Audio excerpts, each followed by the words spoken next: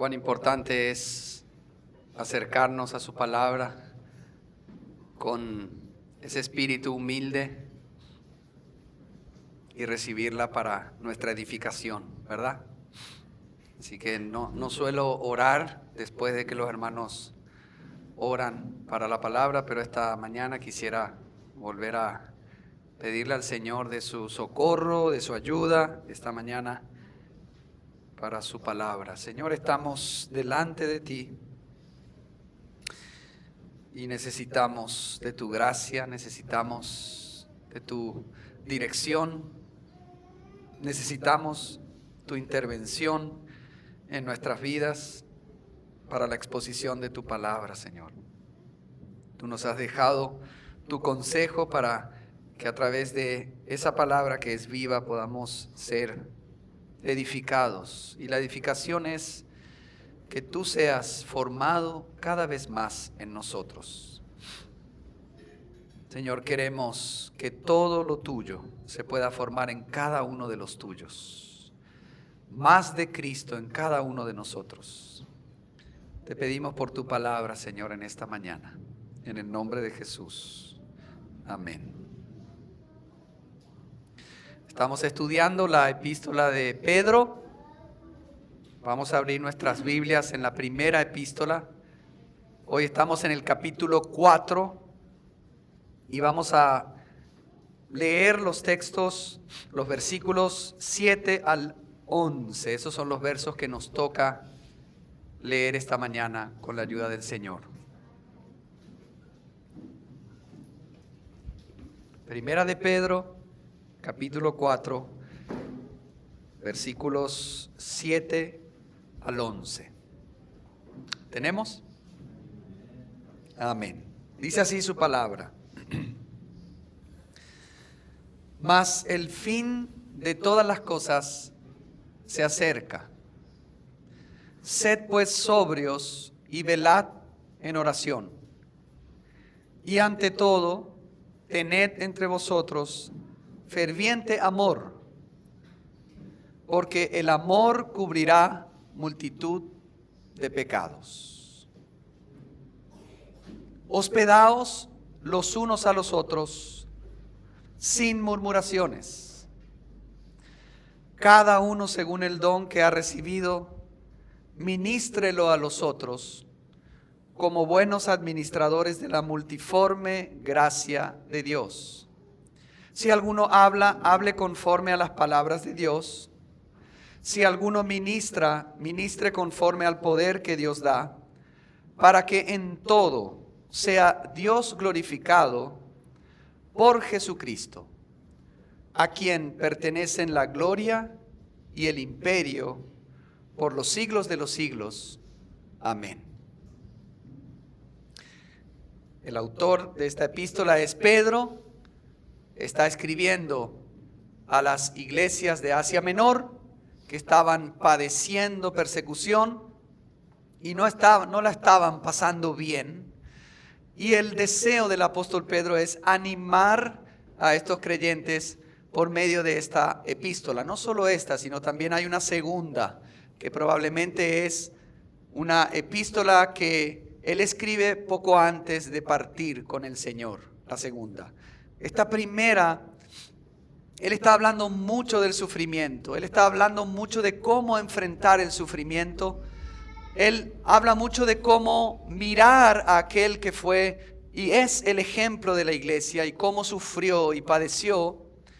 Y también el apóstol Pedro está recordándonos cuál es nuestro destino, cuál es nuestra herencia.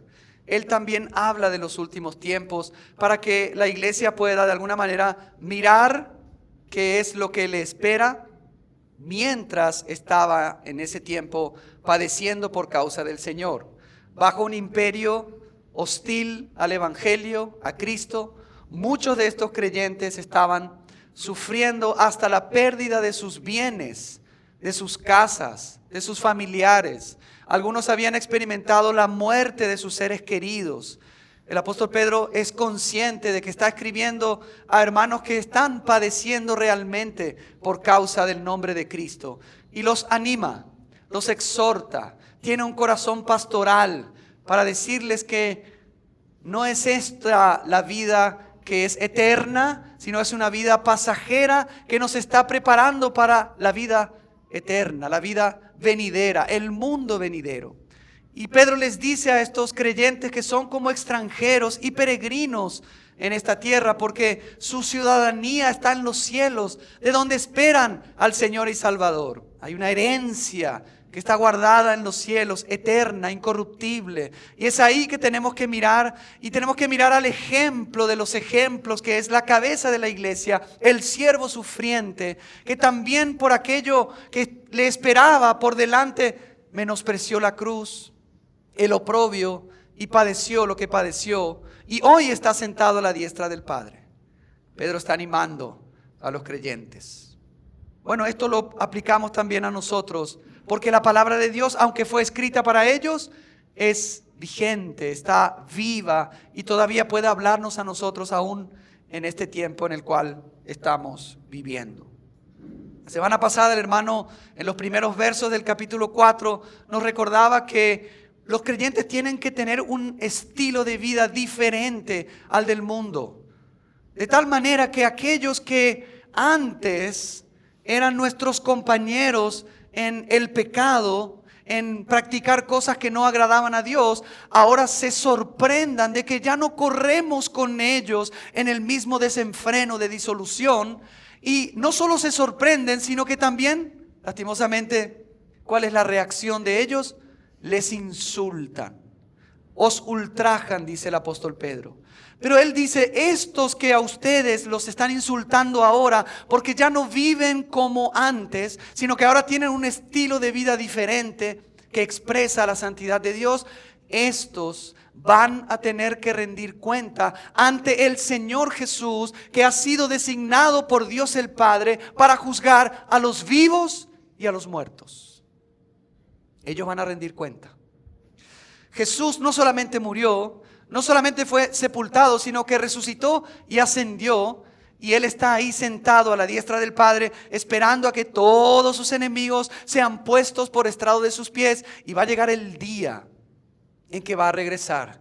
Va a emprender un nuevo viaje, ya no para venir a salvarnos, sino para venir a establecer su reino y juzgar a los vivos y a los muertos. Pablo recordaba a Timoteo, su amado hijo, que tenía que predicar la palabra a tiempo y fuera de tiempo, porque Jesús va a juzgar a los vivos y a los muertos en su manifestación y en su reino. Y el mismo Pedro, cuando va a la casa de Cornelio a predicar el evangelio, él dice que Jesús ha sido establecido, designado por Dios para ser el juez tanto de los vivos como de los muertos. Jesús dijo que todo el juicio el Padre se lo dio a Él. Así que, hermanos, cuando estamos hablando de aquel que está sentado en el trono, es un cordero que ha vencido a la muerte, pero al mismo tiempo es un juez que va a venir a pelear y a juzgar a sus enemigos. Ese es el contexto de los versículos 7 al 11. Es por eso que Pedro dice, mas el fin de todas las cosas se acerca. Sed pues sobrios y velad en oración. Considerando que va a haber un juicio final donde el Señor va a juzgar tanto a los vivos como a los muertos, entonces sabemos que el fin de todas las cosas se está acercando. Y muchos dicen, sí, Pedro lo decía hace 2000 años, ¿cuánto más nosotros vamos a decir que ese tiempo del fin se está acercando? Algunos podrían decir, bueno, pero Pedro se equivocó. ¿Dónde está la venida del Señor? En su segunda epístola, Pedro dice que van a haber algunos que se van a burlar de esta profecía y van a decir, bueno, las cosas siguen igual desde los días de nuestros padres y el Señor aún no vino. Y Pedro está especificando que si el Señor no vino, es simplemente porque es paciente para con nosotros, no queriendo que ninguno perezca, sino que todos procedan al arrepentimiento. Así que el fin es inminente, el fin se acerca, la paciencia del Señor todavía está abierta, pero va a llegar un día donde se va a cerrar esa puerta de la gracia y el Señor vendrá a juzgar tanto a los vivos como a los muertos. Hace 5 días estuve en el velorio de un ex compañero, falleció a los 45 años. Una tristeza muy grande. Estuve con mis compañeros que no veía hace muchos años, algunos más de 20, 25 años. Y vi a mi ex compañero y amigo en el ataúd. Y decía, qué triste. Pero lo más triste es que este varón se fue muy probablemente sin haber abierto su corazón a Cristo. Y lo que le espera es un juicio. Porque el Señor va a juzgar a los vivos y a los muertos. Y los va a enviar al lago de fuego para que sufran eterna perdición. Eso es lo que dice Pedro. Pedro es muy claro. Pedro está asociando el fin de todas las cosas al juicio del Señor Jesús. No es un juego. Nuestra vida no es eterna aquí en este tiempo. Las oportunidades que tenemos van a terminar tarde o temprano. Y como decía Santiago, nuestra vida es como una neblina que está y de repente desaparece. Así que debemos mirar al Señor, examinar nuestra vida, corregir si somos hijos de Dios rebeldes y tenemos que volver al Señor. Y si aún no hemos recibido a Cristo, tenemos que arreglar cuentas con el Señor antes de que sea demasiado tarde. Porque el fin de todas las cosas se acerca. El fin del mundo se acerca. Y el Señor glorioso volverá a esta tierra y establecerá su juicio ante los vivos y los muertos. Si no hubiese un juicio, nosotros estaríamos creyendo en un Dios que de alguna manera pasa por alto los pecados, las barbaridades y no cumple con justicia. Pero en realidad el juicio nos habla de que Dios es un Dios justo y que va a pagar justamente a cada uno según sus obras. El hombre que va a ser enviado al infierno y que hoy está sufriendo, esperando el juicio final en el Hades, es un hombre que ha querido, ha cosechado lo que él mismo sembró en vida. Se ha rebelado a Cristo, ha rehusado la gracia de Dios, ha dado vueltas la espalda, ha dado a su Creador y ha vivido como le ha complacido. Y hoy está cosechando lo que él mismo sembró. Pedro está hablando a la iglesia y le dice a la iglesia, a los creyentes, a los nacidos de nuevo, sed pues sobrios. Esa palabra sobrios nos habla de una mente despejada, una diligencia, una sobriedad para poder ejercitarnos en la oración. Pedro dice, sed pues sobrios y velad en oración. En la Biblia de las Américas, la segunda parte del texto dice, sed pues prudentes y de espíritu sobrio para la oración. Lo que está diciendo aquí Pedro probablemente es que tenemos que ejercitarnos y tener una mente dispuesta y despejada para poder dedicarnos diligentemente, constantemente y efectivamente para la oración. Debemos orar, debemos ejercitarnos para la oración. ¿Y por qué, hermanos? Porque el tiempo del fin se acerca. Mientras más nos acercamos al tiempo del fin, más necesitamos, amados hermanos, ejercitarnos y dedicarnos a la oración.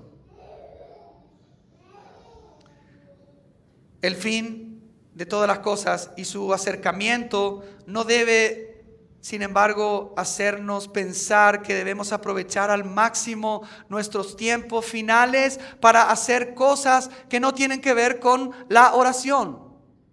Al contrario, mientras más se acerca el fin, más debemos orar, individualmente y corporativamente. En la semana nosotros tenemos una reunión que yo creo que es la reunión realmente, hermanos, más importante de la iglesia.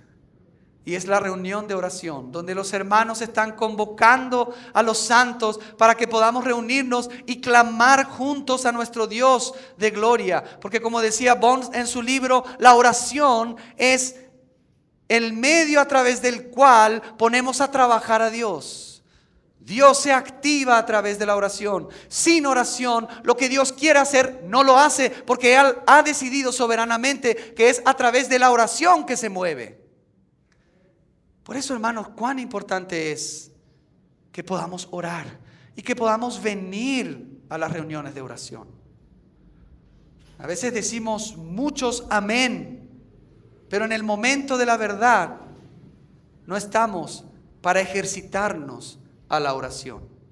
No estamos presentes para orar como iglesia. No nos preparamos con una mente despejada para ser efectivos en la oración. Y el Señor nos llama a practicar la oración, a ser diligentes en una vida de oración, no solo comunitaria, sino también de forma individual. Es bueno, hermanos, que tengamos una agenda, que tengamos un tiempo donde poder orar por los asuntos del Señor, orar por nuestra familia, orar por nuestros vecinos, por nuestros hijos, por nuestro matrimonio, por la iglesia, por los negocios de Cristo. En la oración nosotros nos vamos asemejando cada vez más a Cristo y nos vamos acercando cada vez más a sus propósitos.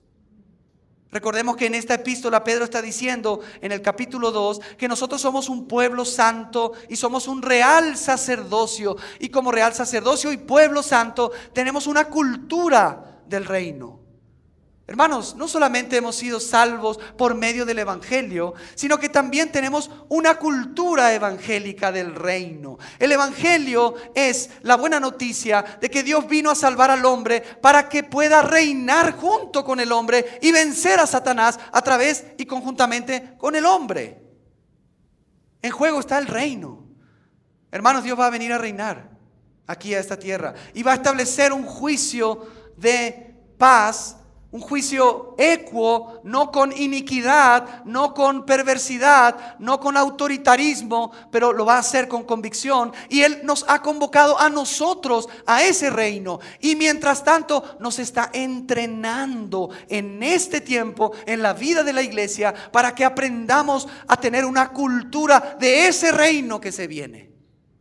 Por ende, nosotros no pensamos de la familia como el mundo piensa de la familia, sino que nuestra mente está alineada al consejo de Dios en cuanto a la familia. Nosotros no pensamos en cuanto al rol de la mujer como el mundo piensa del rol de la mujer. Nosotros pensamos del rol de la mujer y del varón como dice las Escrituras. Nosotros no educamos a nuestros hijos como el mundo educa a nuestros hijos. Los educamos de acuerdo al consejo de Dios, porque tenemos una cultura, tenemos una mentalidad distinta, porque el Espíritu Santo vino a morar en nosotros y ahora nos conduce para que nos entrenemos y seamos renovados y transformados para el reino. Pablo le dice a los corintios: ¿no sabéis que nosotros vamos a juzgar a este mundo? O sea, nos vamos a sentar para establecer justicia con Cristo en el reino milenial. ¿Cómo es posible que si hay un pleito entre dos hermanos no haya un solo hombre sabio que pueda discernir, escuchar y determinar: vos estás equivocado, vos tenés razón? ¿Cómo es posible?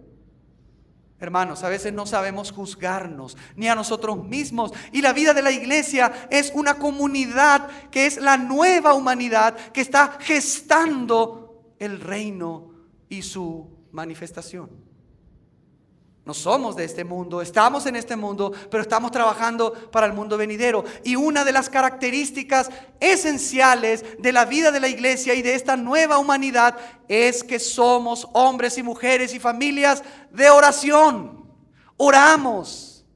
Nosotros nos dedicamos a la oración. Nosotros no podemos vivir un día entero sin apartar un tiempo para orar. Nosotros no podemos salir de nuestra casa sin invocar el nombre del Señor, pensar en Él y dedicarnos diligentemente con una mente despejada a la oración intercesora, la oración que quiere más de Cristo, la oración que quiere la salvación de todos los que están en nuestra vecindad y en la ciudad, la oración que colabora con la causa de Cristo y que pide que su reino venga y se establezca en esta tierra a través de la iglesia. Debemos orar. Hermanos, cuando oramos, el poder de Dios se manifiesta y los cielos se abren. No podemos pretender que Dios se mueva si no oramos. Hay un hermano muy querido que tuvo mucha luz en cuanto a la vida de la iglesia, es el hermano Nee. Y el hermano Watchman Nee decía, yo digo casi arriesgándose, porque dice una frase muy fuerte, dice: la tierra gobernando el cielo en la oración. La tierra gobernando el cielo en la oración. ¿Qué significa eso? Él simplemente estaba queriendo dar a entender que en la medida que la iglesia ora, está creando un canal a través del cual la voluntad, el poder de Dios desciende a la tierra y el brazo de Dios se extiende para obrar y trabajar. Cuando oramos, Dios trabaja. Cuando trabajamos sin orar, nosotros trabajamos y no vemos resultado. El tiempo del fin se acerca. Por tanto, sed prudentes, diligentes, despejen la mente, tengan una mente sobria para dedicarse a la oración. No solamente orar, sino prepararnos para orar efectivamente. Eso dice Pedro. Una de las características, por ende, es una vida de oración. Pero el verso 8 también nos habla de otra característica que distingue a los creyentes de la nueva humanidad mientras esperamos a nuestro amado Señor. Y ante todo, tened entre vosotros ferviente amor, porque el amor cubrirá multitud de pecados. La característica del pueblo de Dios mientras espera a su Señor es un pueblo que ora y es un pueblo que se ama con el amor que Dios ha derramado en su corazón por el Espíritu Santo que nos fue dado. El amor ágape es aquí la palabra, y aquí el amor que es ferviente se puede también traducir profundo, intenso. La idea en la palabrita ahí en griego es que es un amor que se extiende, es un amor que sale de su propia comunidad y su comodidad, y se extiende pensando en el otro para ayudar al otro. Se olvida de sí mismo, se extiende y va a ayudar al otro. Ese es el amor que Dios quiere que tengamos entre nosotros. Un amor ágape ferviente, pasional, intenso, profundo. Ese es el tipo de amor que Dios quiere que entre nosotros lo podamos ejercitar. Cuando oramos, el amor de Dios se va manifestando en nuestros corazones. Cuando avanzamos en la comprensión del Evangelio, el amor de Dios se hace una realidad en nuestros corazones. Y ese amor ahora debemos manifestarlo, debemos dispensarlo a los creyentes, a los hermanos. ¿Pero por qué? Porque el amor cubrirá una multitud de pecados. La palabra cubrirá da la idea de esconder algo para que no se vea. Pero podríamos caer en el error de pensar que si somos así amorosos, entonces vamos a pasar por alto los pecados, no los vamos a exponer para que ninguno de nosotros pase vergüenza. Pero no está diciendo eso el texto. El texto no tiene la idea de decir que la iglesia tiene que acariciar el pecado, esconder el pecado debajo de la alfombra para que no sea expuesto y así, porque somos amorosos, cubrimos una multitud de pecados. No. La idea es, si tenemos ese amor, el amor nos va a hacer capaces de poder perdonar las ofensas. Eso es lo que el Señor está diciendo aquí. Hermanos, en la vida de la iglesia, si usted no lo sabía y es nuevo, le voy a anunciar que va a tener algunos problemitas con sus hermanos, sí o sí. No existe la iglesia perfecta y no existe todavía la iglesia compuesta por ángeles. No, somos seres humanos caídos en un mundo caído donde tenemos problemas con nosotros mismos y lastimosamente a veces se manifiesta el viejo hombre y ofende, lastima, hiere a los demás. Por ende, si tenemos ese amor ferviente entre nosotros, hermanos, cuando alguien peca contra nosotros, nosotros podemos ir a hablar con él. Mateo capítulo 18 y decirle al hermano, hermana, esto que hiciste no está bien. Pero la idea ¿cuál es? Que esa charla privada, dándole el derecho de no ser todavía expuesto, pueda ganar el corazón del hermano y la hermana. Hermano, perdón, me equivoqué. Pum, se cubrió un pecado, se perdonó. Porque ninguno de nosotros puede cubrir ni quitar ningún pecado. Solo la sangre de Cristo expía los pecados. Pero nosotros, por medio de la fe en Cristo, el amor a Cristo y el Espíritu Santo, podemos perdonar y no estar recordando. Y siempre aquí la tarjeta roja para recordar al otro su viejo pecado, cuando ya aún le dije que le perdoné. Una manera de cubrir los pecados es olvidar y no hablar nunca más de eso, no quitarlo nunca más a luz. ¿Verdad que a veces somos expertos en, sí, pero vos te acordás, hace 35 años, y uno ya no se acuerda de lo que comió hoy a la mañana y se va a acordar hace 35 años, y la persona está ahí todavía con esa situación adentro? Hermanos, una manera de cubrir los pecados es no hablando y exponiendo a nuestros hermanos que cayeron y que se equivocaron contra nosotros, pero la situación se resolvió porque el pecado salió a luz, lo confesó, pidió perdón y está perdonado. El amor ferviente cubrirá multitud de pecados. Santiago dice en el capítulo 5 de su epístola, en los versículos 19 y 20: hermanos, si alguno de entre vosotros se ha extraviado de la verdad y alguno le hace volver, sepa que el que haga volver al pecador del error de su camino, salvará de muerte un alma y cubrirá multitud de pecados. O sea, un hermano que se desvía, un hermano que se aparta de la verdad, y otro hermano que lo ama con el amor de Cristo, va a buscarlo, le hace razonar, lo hace volver. Ese hermano sepa que va a salvar de muerte un alma. O sea, el pecado de este otro hermano que estaba siendo practicado probablemente lo puede llevar a la muerte física por la práctica de su pecado, o el mismo Señor puede ejercer disciplina sobre un hermano que está en pecado y no quiere abandonar su pecado. Por ende, un hermano o una hermana que va en busca de una oveja perdida, hacerlo entrar en razón, hacerlo volver al camino, sepa que va a salvar de muerte un alma y va a cubrir multitud de pecados. Porque ese hermano o hermana que es buscado puede reconocer sus pecados, pedir perdón, y todos esos pecados son cubiertos por la sangre de Cristo. Si tenemos ese tipo de amor, Pedro dice, vamos a ser una comunidad perdonadora. Ojalá que podamos ser recordados por ser una iglesia que perdona, que olvida las ofensas y que no está siempre marcando nuestros errores.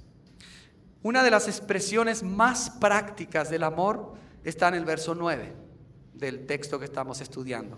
El texto que estamos estudiando dice que ese amor, ágape, se manifiesta en la práctica de ¿qué? De la hospitalidad. Hospedaos los unos a los otros sin murmuraciones. Estaba escuchando el mensaje de un hermano que decía que una de las prácticas de la iglesia que fueron indispensables para la extensión y la propagación del evangelio a lo largo de estos 2000 años fue la fidelidad de los hermanos en practicar la hospitalidad. Porque los obreros itinerantes que salían de sus ciudades para predicar el evangelio a todas las naciones necesitaban un lugar donde dormir y un lugar donde comer. Por ende, la hospitalidad de los creyentes a lo largo de la historia, recibiendo a los obreros que venían a sus ciudades a predicar el evangelio, colaboró de una forma indispensable para que el evangelio llegase a todo el mundo. La hospitalidad. Algunos de estos, en la época histórica donde se está escribiendo, en el primer siglo, 62, 63, habían perdido por causa de Cristo sus bienes materiales. Se habían quedado sin casa. Por ende, Pedro dice, hospedaos, recíbanse. Si necesitan hermanos que se han quedado sin una vivienda, sin un sustento, los hermanos tienen la responsabilidad de poder acogerlos en su hogar, darles una comida y sustentarlos hasta que la situación se resuelva, o hasta que el Señor venga, o hasta que se encuentre una solución. Bueno, no solamente se trata de alojamiento, ¿verdad? También los hermanos que abren hoy en día sus casas para las reuniones. Es una forma de hospedar, es una forma de expresar el amor. También un hermano o una hermana que tienen un corazón tan ensanchado que están invitando en su casa a los hermanos para tomar un tereré, un cafecito, una comida. un asadito de vez en cuando. Eso es algo maravilloso y es necesario ponerlo en práctica, porque esa es la característica de la vida de la iglesia, que se ama. Una de las características indispensables de los ancianos es que sean hospitalarios. Porque si uno abrió su corazón para con el Señor, va a abrir también su casa para con los hermanos. Esa es una característica normal. Si no, dedícate a otra cosa. Porque el Señor, que es el príncipe de los pastores, nos abrió su casa para recibirnos. Nosotros también tenemos que hacerlo. Y los hermanos que están liderando son los que tienen que dar el ejemplo en eso. Y la iglesia debe seguir ese ejemplo. Y todos los hermanos, no solamente los que están liderando, todos somos llamados ¿a qué? A hospedarnos. Qué lindo, hermano, abrir la casa. Nosotros hemos decidido con Mariano la tercera semana del mes no tener reuniones, digamos, de iglesia, para dar posibilidad a los hermanos en esa semana de abrir sus casas y tener una comidita, un tiempo de diversión, de compartir. Y estamos viendo una respuesta maravillosa de los hermanos que están aprendiendo. Estamos aprendiendo todos a abrir nuestras casas. Hermanos, no se olviden de la hospitalidad, porque algunos, olvidándose de ella, caen en algo que a Dios no le agrada, que es no salir de su propia comodidad, no amar al hermano como Cristo nos amó. ¿Saben que hubieron personas que hospedaron gente en su casa y no sabían que eran ángeles? Así que estemos abiertos y abramos nuestras casas. No, hermano, pero mi casa es así, abrí tu casa, invita. Hermano, vení, te invito a mi casa.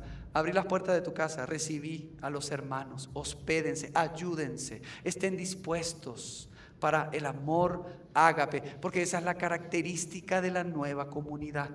La iglesia primitiva dice que ninguno decía ser suyo nada de lo que poseía. Y es una cosa maravillosa cuando la iglesia practica estas disciplinas. Pero no solo eso, sino que también hay un servicio que tiene que ver con la edificación de la iglesia. Hermanos, nosotros no edificamos la iglesia, la edifica el Señor. Pero Él la edifica a través de nuestros dones. Por eso dice el verso 10, cada uno según el don que ha recibido, ministrelo a los otros como buenos administradores de la multiforme gracia de Dios. Cada uno. ¿Qué significa eso? Hermano y hermana. Cada uno de nosotros ha recibido en el momento de su salvación un don espiritual. Un don espiritual. Esos dones están en la primera epístola de Pablo al capítulo 12 a los Corintios. Están en Romanos capítulo 12.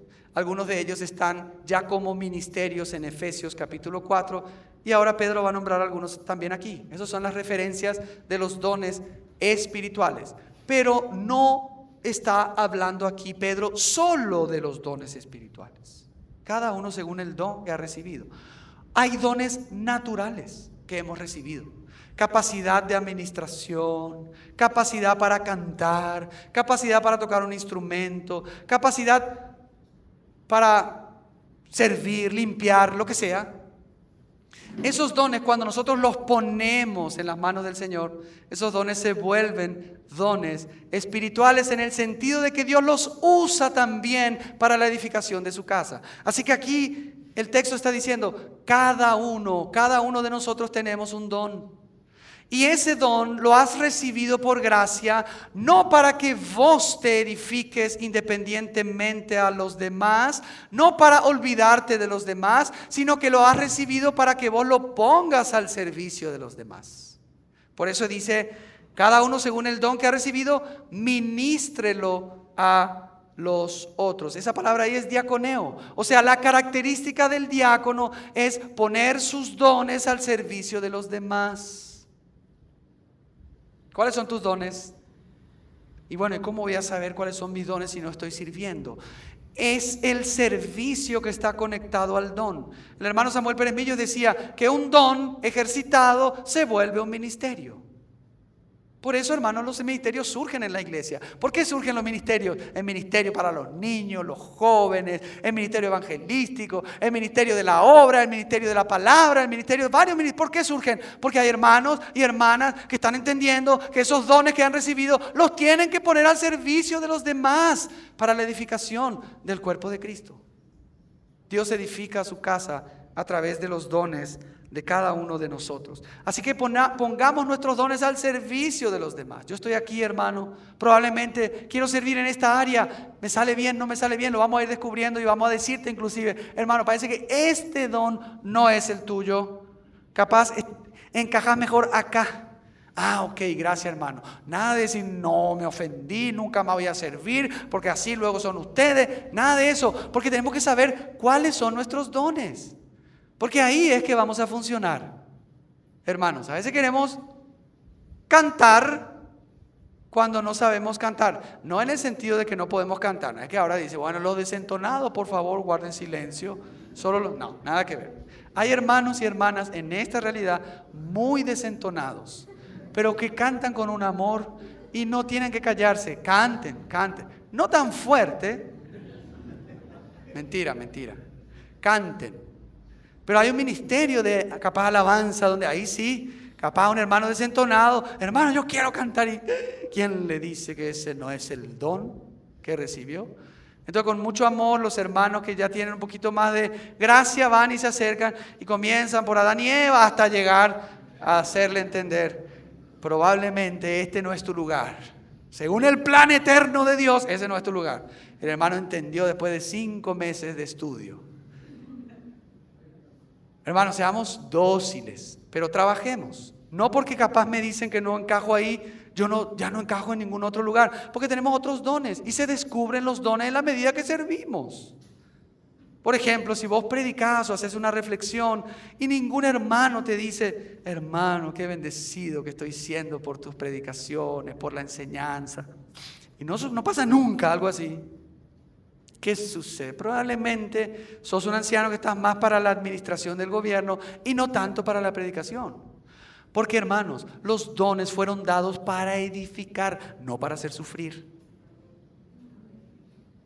Porque hay hermanos que dicen, no, yo tengo el don de profecía.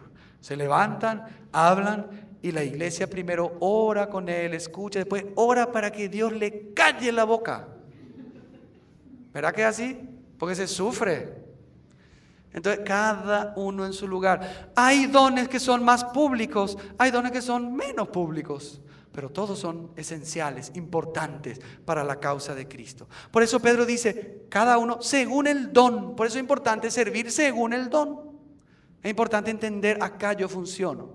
A veces en el fútbol sucede que los técnicos se encuentran con problemas, porque un lateral derecho quiere ser el número 10. Y el técnico le dice, mira, tu pie es cuadrado, no podés ser número 10. El 10 tiene un pie más delicado. Sí, profe, pero mi papá y mi abuelo me dijeron que yo soy un buen número 10. Sí, pero tu papá y tu abuelo son médicos, no entienden de fútbol. Así más o menos es. Entonces hay que decirle la verdad con amor para que él se coloque ahí en su lugar. ¿Sí? La iglesia también, hermanos, es un lugar donde hay lugar para todos, pero cada uno tiene su propio don dado por el Señor. Hermanos, no enterremos los dones. El pañuelo que es donde escondió el talento, ese de la parábola de los talentos, sirve para secarse el sudor de la frente porque estamos trabajando con ese don, no para guardar ese don. El pañuelo sirve para trabajar, para secar el sudor por el trabajo de acuerdo al don. Así que si no estás sirviendo, primero, pedirle perdón al Señor porque tenés un don, no te moviste de tu comodidad y empezás a servir, hacelo. Por ejemplo, hay un ministerio de limpieza. Los sábados, o algunos hermanos sábado de noche, vienen acá y limpian todo el local. Y allá afuera, espectaculares. Hay un ministerio de ágape, de servicio, donde se sirve a la mesa y algunos tienen gracia para servir. Por ejemplo, si un hermano no tiene gracia para servir en la mesa, ¿cómo va a estar ahí trabajando? Y este luego viene otra vez, segundo plato otra vez, vaya. No, mejor que ese hermano esté en la mesa a comer y no con gracia. Hola hermanito, ¿qué tal? ¿Querés? El hermano se va con una montaña de plato y se le habla también al hermano para decirle que no es la última cena. ¿Verdad que sucede eso en los ágapes?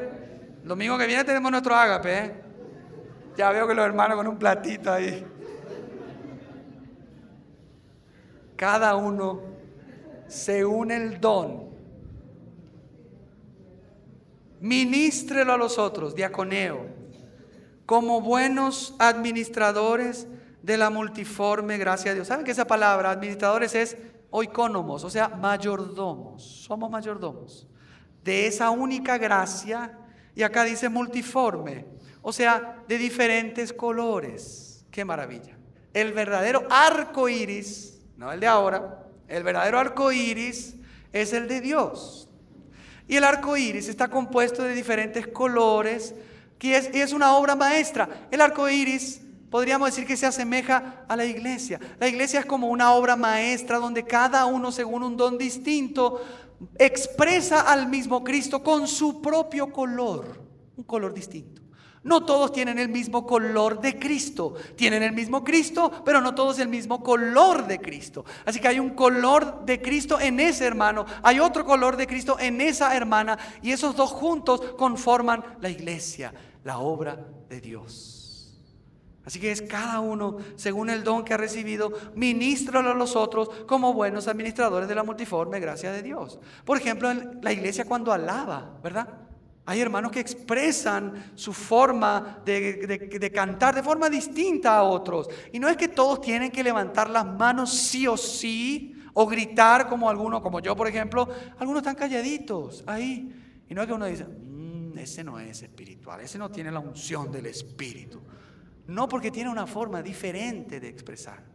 Entonces no tenemos que obligar a los hermanos a salirse de ese lugar que el Señor le dio y que Él pueda expresar a través de su propio carácter, de su propio don a ese mismo Cristo.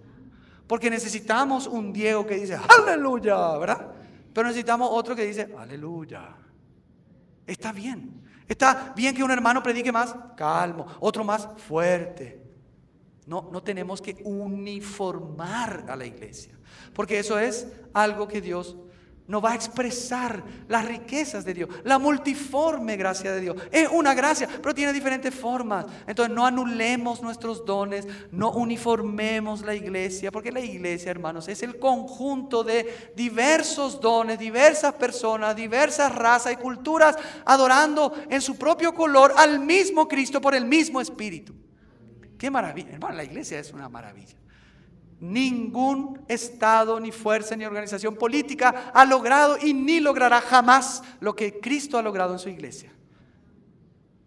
Que hermanos de diferentes razas y culturas se amen como si fuesen de una misma familia, porque lo somos, la familia de Dios. Amén.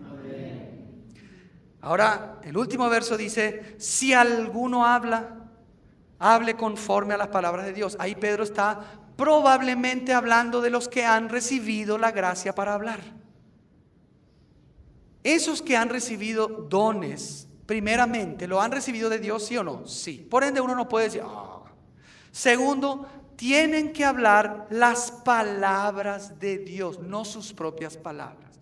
Por ende, un hermano que habla debe estudiar y ser vertido en las Escrituras, llenarse de las Escrituras. A veces hablamos mucho como loritos y no decimos nada, porque no estamos estudiando. Hablamos, no estamos diciendo nada. Y la iglesia lo que necesita son las palabras, los oráculos, como si Dios mismo estuviese hablando a través de los hermanos. Y para eso es necesario que esos que han sido puestos como boca en el cuerpo de Cristo se llenen de la palabra. No podemos pararnos a hablar, a profetizar, a enseñar o a predicar si no estamos estudiando su palabra día y noche. Hay que estudiar, hay que llenarse de la palabra, porque eso es lo que Dios quiere, que sus siervos hablen las palabras de Dios, no nuestra. El hermano que se para en el púlpito y empieza a contar y a decir lo suyo y a dar a la iglesia lo que él piensa, no es un hermano apto para edificar a la iglesia. porque el que habla tiene que hablar las palabras de Dios. Él tiene que transmitir y dispensar a Cristo. Hermanos, hay 3 tipos de oikónomos en la Biblia. Acá, cuando leíamos en el versículo 10, ahí está la base donde todos somos mayordomos de la gracia de Dios por medio de ese don que hemos recibido. Los ancianos son administradores de Dios. Imagínense, los ancianos tienen que llenarse de Dios para dispensar a Dios por su palabra a la iglesia.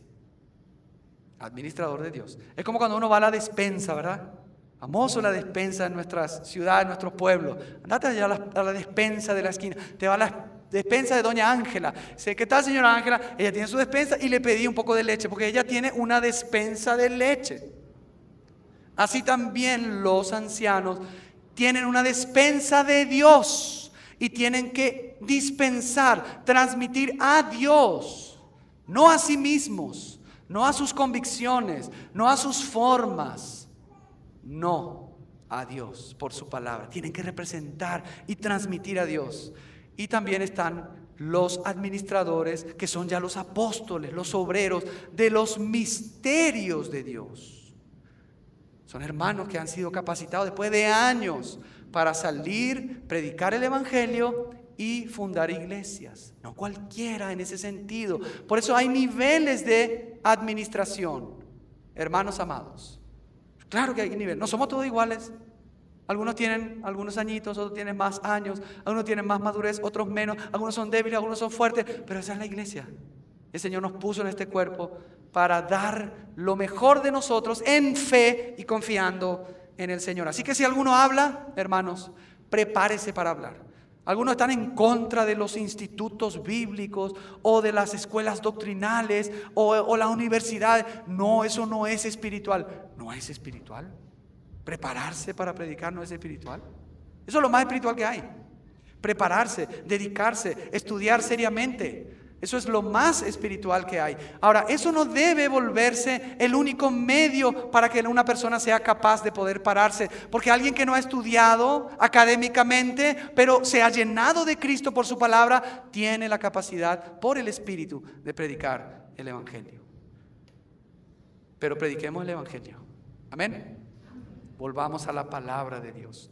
Si alguno habla, hable conforme a las palabras de Dios. Si alguno ministra, aquí la palabra ministra es servicio. Si alguno ministra, ministre conforme al poder que Dios da para que en todo sea Dios glorificado por Jesucristo. Miren, hermano, si vamos a servir con algún ministerio, incluso el ministerio de la palabra, debemos pedir la capacitación de Dios. Porque nosotros no somos los campeones y los superhéroes. Nosotros, ¿saben qué somos nosotros? Somos vasos de barro. ¿Qué significa que somos vasos de barro? Somos frágiles, se nos tiene que moldear, a veces nos rompemos y nos construyen de vuelta. Nosotros no tenemos la capacidad para poder hacer la obra de Dios sin el Espíritu. Solamente por el Espíritu de Jesucristo en nosotros somos más que vencedores y más que capaces, porque Cristo en nosotros es el que nos capacita. Así que si vas a venir a ordenar las sillas, Señor, necesito tu fuerza.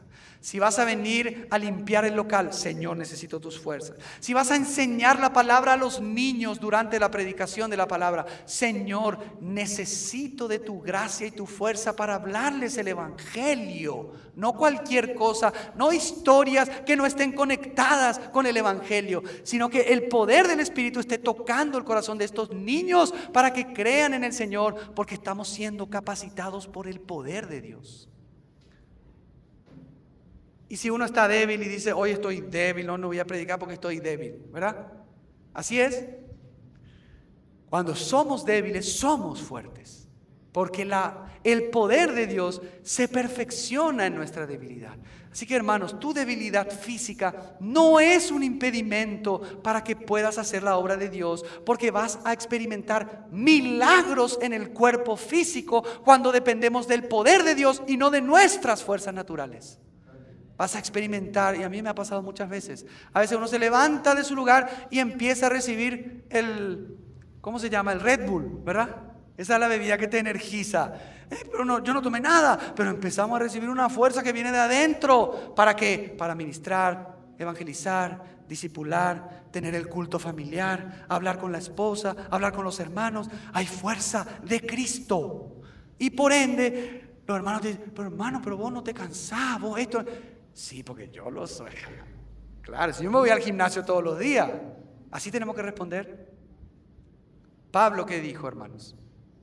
Yo he trabajado más que todos ellos. Más no yo, sino la gracia de Dios conmigo. ¿Qué significa eso? Que Dios en Pablo fue el que le permitió hacer lo que Pablo hizo. Todo ese trabajo de Pablo fue por la gracia de Dios, no la capacidad de Pablo. Y vamos a repetir y vamos a decir para equilibrar. ¿Eso anula nuestra responsabilidad? No, en absoluto. No anula. Pero hermano, ese anula nuestra responsabilidad. Hay que tener cuidado, porque a veces nos gusta más nuestra responsabilidad que la gracia de Dios. La responsabilidad del creyente es en la gracia. Tenemos que depender de Él, buscar de Él, pedir. Hermano, pídale a Dios fuerza, el Señor le va a dar fuerzas. A veces queremos tirar la toalla, ¿verdad? Queremos tirar la toalla, está complicado, está difícil, esto se hace difícil. Señor, te invoco, te pido tus fuerzas divinas, vivifica mi cuerpo mortal por tu espíritu, para que cuando yo me levante y haga lo que tú me has mandado, tu nombre sea glorificado y no yo. Yo me acuerdo, mi hermano Diego, perdón que hago este ejemplo, pero me acuerdo en uno de sus conciertos en Italia, él tocaba la guitarra clásica. Entonces se sentaba, parecía luego, ustedes saben cómo es. ¡Pah! Todos aplauden, ¿verdad? Se sienta y empieza. No sé cómo hace, no sé cómo no se les enreda todos los dedos, pero bueno, ahí, tac, tac, termina su concierto, se levanta el artista y sale de la sala. ¿Y para qué sale el artista? El artista sabe.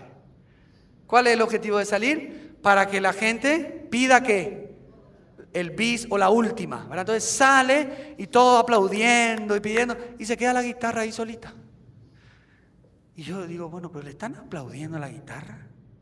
Nadie aplaude a la guitarra. ¿Están aplaudiendo a quién? Al artista. Después el artista vuelve y él dice, bueno, no sabía, claro que sabía. Y hace la última pieza y ahí se despiden, ¿verdad? Así hacen los artistas, ¿verdad? Yo recuerdo eso con Diego. Hermanos, nosotros somos la guitarra, no somos el artista. ¿La guitarra es fundamental? Claro que es fundamental.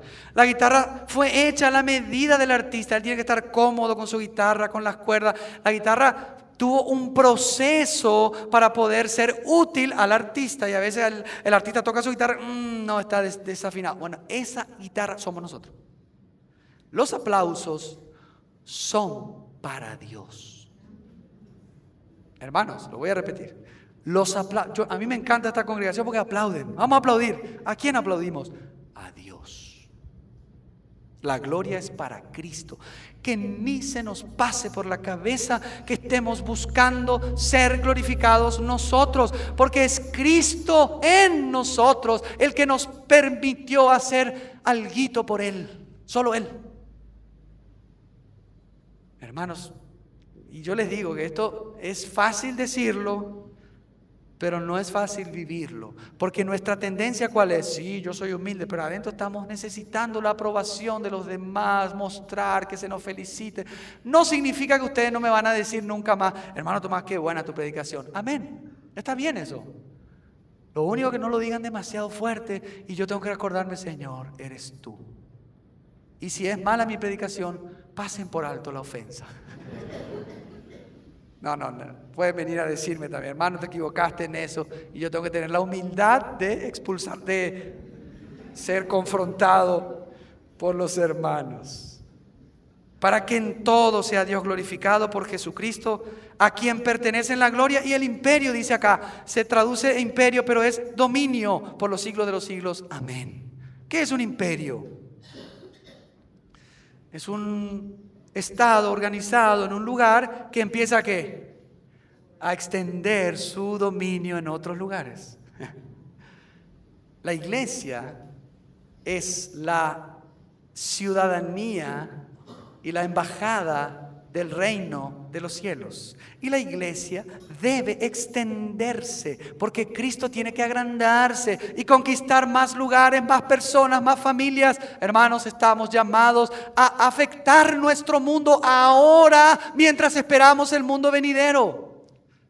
El tiempo del fin se acerca, por tanto tengamos una cultura del reino. Oremos diligentemente, amémonos con el amor de Cristo, porque ese es el amor que va a cubrir multitud de pecados.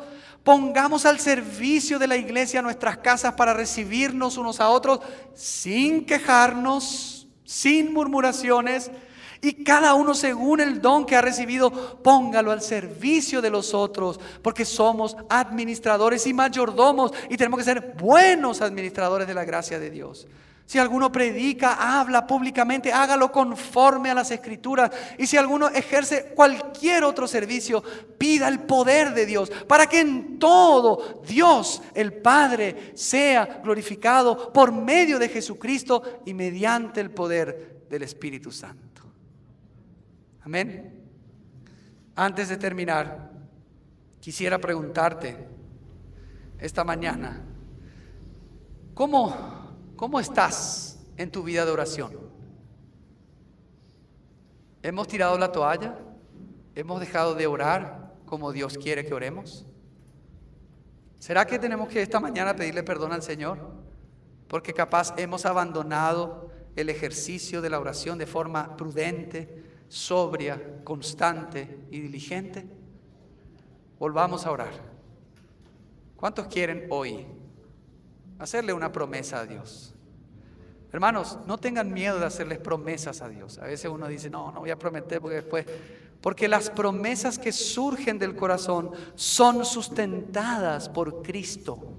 Son sustentadas por la gracia. La gracia no va a faltar, no va a menguar. Hay suficiente gracia para cumplir lo que prometemos. Pero pensemos bien, ¿por qué no le prometemos al Señor que lo que hemos dejado de orar como antes o no hemos comenzado a orar? Vamos a prometerle hoy, Señor, voy a empezar a orar de vuelta, como se debe.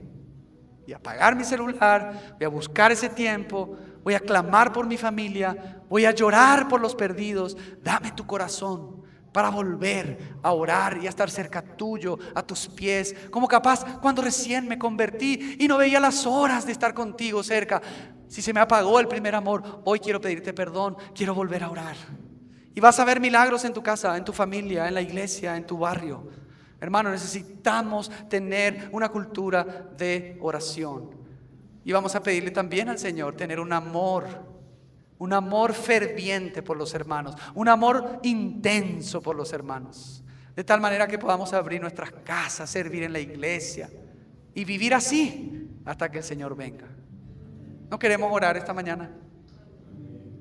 Padre, esta mañana tenemos que reconocer, Señor, nuestras faltas delante de ti, nuestros pecados, y pedirte, Señor, por favor, que tengas misericordia de nosotros. Señor, en esta mañana queremos comprometernos una vez más a volver como iglesia a la oración, individualmente y corporativamente. Gracias porque eres tú el que impulsas por tu Espíritu y tu palabra para que nos dediquemos diligentemente a la oración. Señor, el fin de todas las cosas se acerca. Los tiempos son difíciles. Tu venida se acerca, la venida del juez. Y por eso necesitamos orar, volver a la oración. Perdónanos, te pido perdón, Señor, porque no he orado como yo sé que tengo que orar. Ayúdanos, capacítanos. Señor, enséñanos también a amar a los hermanos con tu amor, ese amor ferviente que se extendió para venir a salvarnos. Que también nosotros podamos amarnos así entre nosotros. Señor, enséñanos a tener un corazón ensanchado como el tuyo, que nos abriste tu casa, que nuestras casas puedan estar abiertas para los hermanos. y que tu amor crezca y florezca en la iglesia. Señor, y cada uno de nosotros queremos no enterrar más nuestros dones. Queremos ponerlos al servicio tuyo y de los hermanos, para el bien de tu causa, porque te amamos. Queremos colaborar con tu causa, Señor, pero enséñanos a que esos dones puedan ser ejercitados dependiendo de tu poder, dependiendo de tu espíritu y sujetos a tu palabra, Señor. Señor, queremos vivir para tu gloria mientras esperamos tu gloriosa venida. Gracias por tu palabra. Perdona nuestros pecados y capacítanos, por favor. Envía tu espíritu para que podamos cumplir con aquello que nos has mandado. Y oramos en el nombre de Jesús. Amén.